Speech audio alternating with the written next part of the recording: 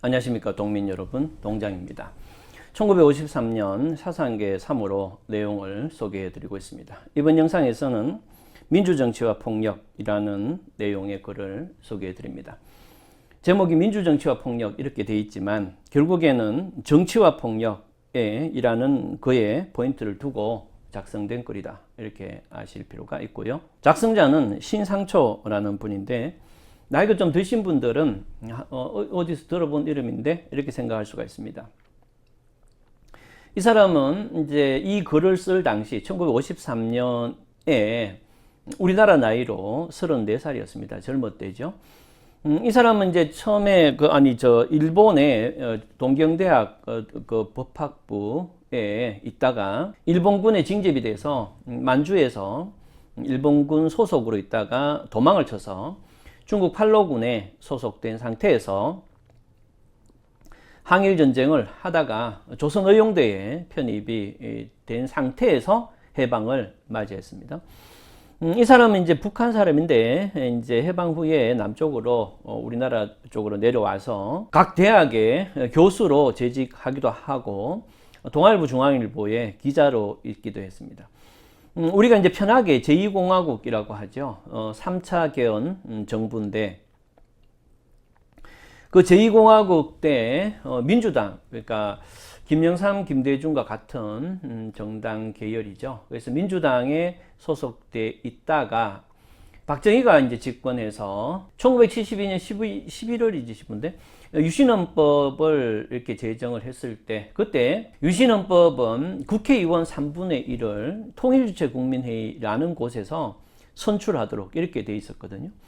한마디로 이제 통일주체국민회의는 요즘으로 치면은 뭐 통반장 뭐 이렇게 생각하셔도 될 것 같은데, 안 그러면 뭐 동장들의 모임 뭐 이렇게 생각하셔도 될 것 같고, 어쨌든 그런 사람들이 모여서 국회의원 통일주체국민회의를 국회의원 3분의 1을 뽑았는데 그 국회의원들을 유신정의회라고 불렀습니다.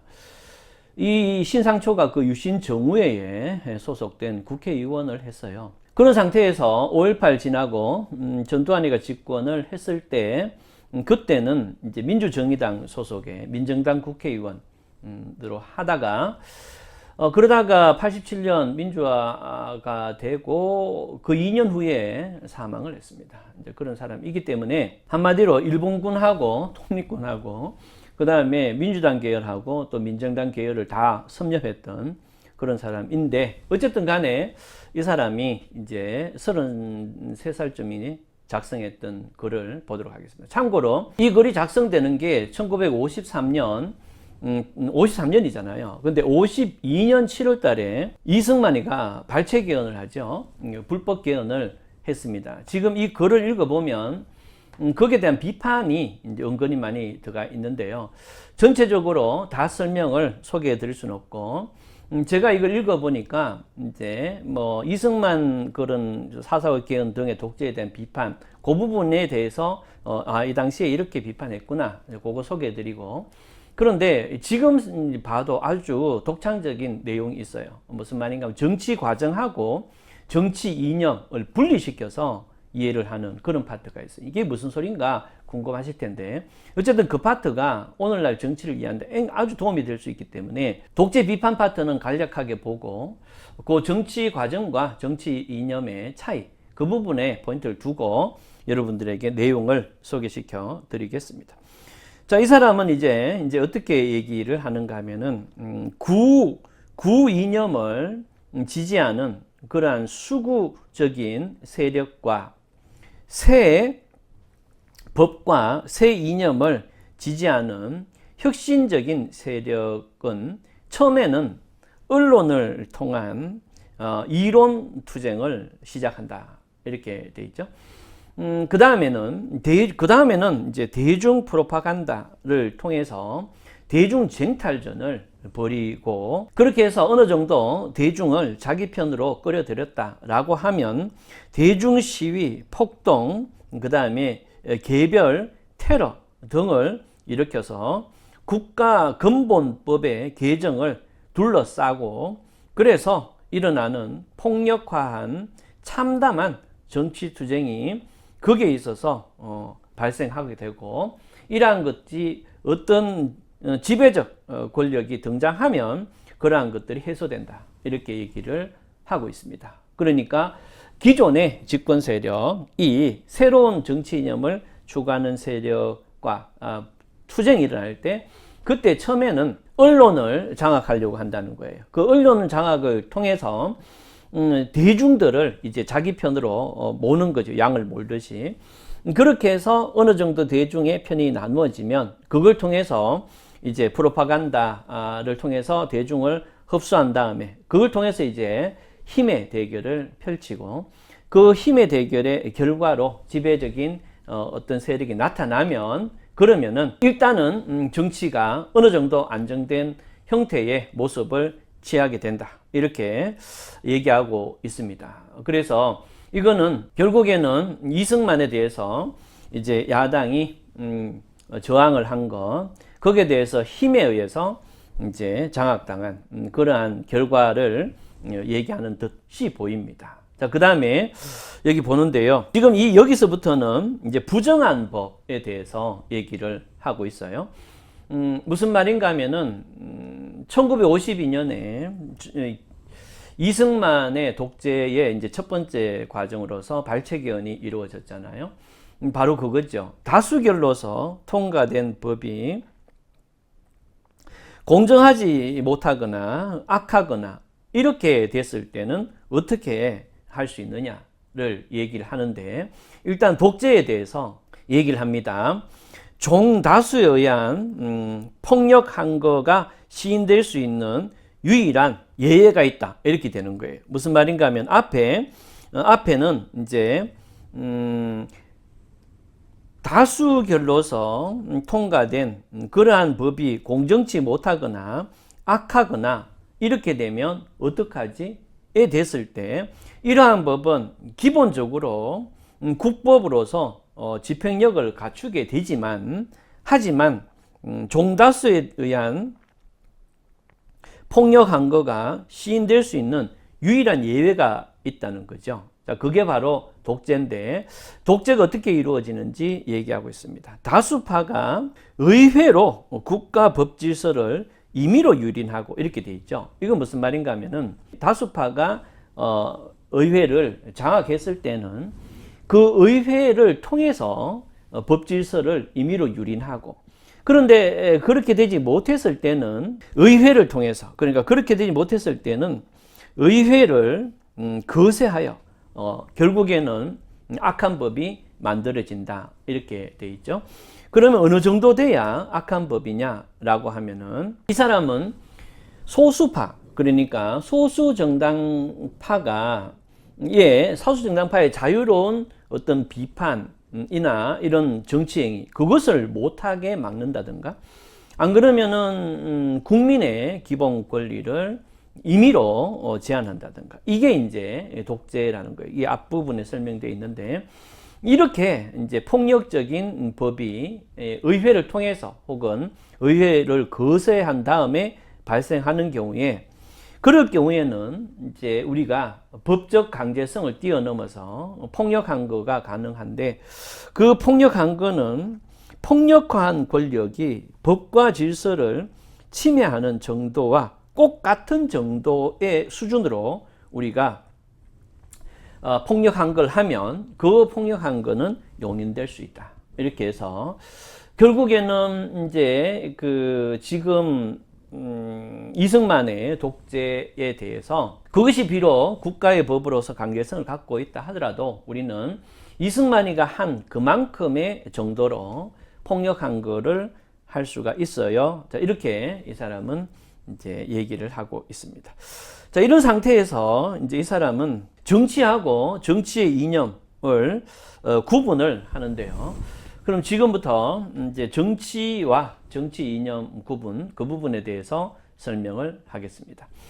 자, 여기 보시면 정치란 결코 일부 이상주의자가 생각하고 있는 것처럼 도덕과 사랑과 봉사, 겸양 등으로 움직여지는 것이 아니고 궁극에 있어서는 힘의 원리에 의해서 움직여진다. 이렇게 얘기를 합니다.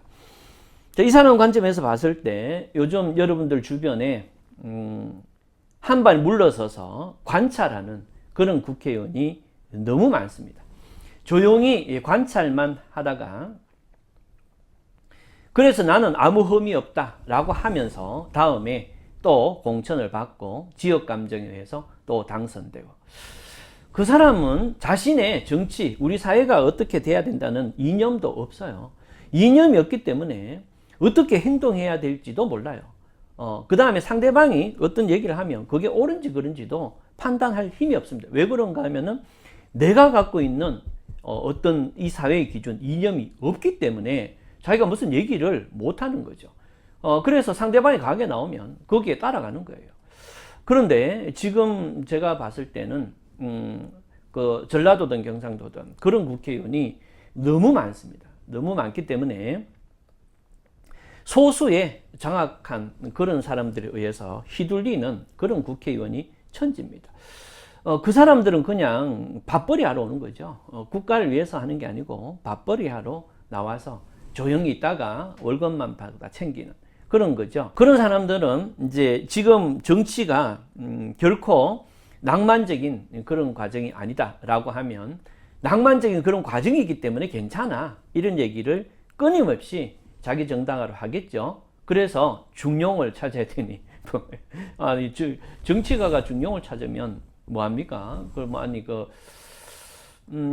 중용은 그 관리들이 찾아야 되죠. 자기가 정치적 중용을 갖고 어떤 국민의 대표가 바뀌어서 법을 만들어주면 중용을 유지하면서 법을 집행하면 되죠. 어쨌든 간에 이상한 사람이 너무 많다는 거. 어쨌든 간에 그 힘에는 인간 사회의 모든 악덕이 집중되어 있고 그 한에 있어서 정치는 악마적이라고 볼 수가 있다. 정치의 악마성을 갈파하고 그를 논리와 엄연히 구별하는 마키아벨리를 과학으로서 정치학의 시조라고 부르는 것은 일리가 있다, 이렇게 얘기를 합니다. 그래서 현실 정치는 이렇게 추악하고 악마적인 것이지만, 자, 이게 중요한데요. 현실 정치는 이렇게 추악하고 악마적인 것이지만 정치의 이상 자체는 불순한 것이 아니다, 이렇게 얘기합니다. 그러니까 어떤 정치가가 그야말로 우리 사회를 어떻게 만들어야 되겠다라는 이상, 이념을 갖고 있다는 거예요. 그걸 실현하기 위한 과정이 바로 힘의 과정이고 악마적 과정이면서 수많은 추악한 것이 존재하는 건데, 그러한 정치 과정의 추악함하고 그 사람이 집권했을 때의 정치적 이상하고는 이거를 같이 혼동해서 보면 안 된다는 거예요. 그래서 정치 과정이 굉장히 사악한 사람이더라도 그 사람이 집권했을 때 정치가 아주 잘 이루어지는 경우가 있다는 겁니다. 그렇기 때문에 오히려 그런 사람보다도 가만히 중용을 유지하는 사람이 이 정치가로서는 더 안 좋다는 거예요. 이런 사람 빨리 배제를 시켜야 된다, 이런 의미가 여기 나오는데요. 이 사람은 그렇기 때문에 이 정치 과정이 아니고 정치 자체의 이상은 결국에는 정의의 실현에 있는 것이고, 그래서 이 정의의 실현이 그래서 정의의 본질과 이념이 무엇이냐에는 이제 수많은 관점이 있을 수 있고, 그런 수많은 관점이 있기 때문에 결국에는 정치 과정이 힘의 어떤 대립이 나타날 수밖에 없다, 이렇게 얘기를 하는 거죠. 여기 보시면 정의라는 것은 보편 타당성을 갖고 있는 게 아니고 결국에는 정치 과정에서의 모든 대립이라는 것은 정의 대 정의라는 대립은 존재하지 않는다는 거예요. 왜 그런가 하면은 정의와 정의는 이론상 싸울 수가 없죠. 둘 다 정의니까. 그렇기 때문에 결국에는 내가 정의라고 생각하는 것은 상대방도 정의다, 이를 생각하는 중용은 정치가로서 자격이 없는 거죠. 정의라는 것은 결국에는 내가 정의로서 집권해야 되겠다 싶으면 상대방은 부정의로서 성립될 수밖에 없는 거예요. 정의와 정의는 둘 다 정의인데 싸울 수가 없잖아요. 그러니까 결국에는 이 사람은 정치 과정에서 부정의와 부정의가 대립을 하든 정의와 부정의가 대립을 하던 두 가지 경우에 불과하고, 그래서 어떤 강력한 어떤 무장투쟁이든지 대립이든지에 의해서 그 과정에서 추악함하고, 그것이 끝났을 때의 정치 이상의 실현하고는 분리해서 우리가 정치과를 판단해야 된다. 이런 식의 사고를 이 사람이 하고 있습니다. 자, 그러면 여러분들, 이 사람이 33살 때 정치와 폭력이라는 이름으로 적은 글인데, 오늘날 이 정치가들을 판단하는데 아주 좋은 어떤 지침이 될 수가 있다. 이렇게 해서 여러분들에게 소개를 해드렸습니다.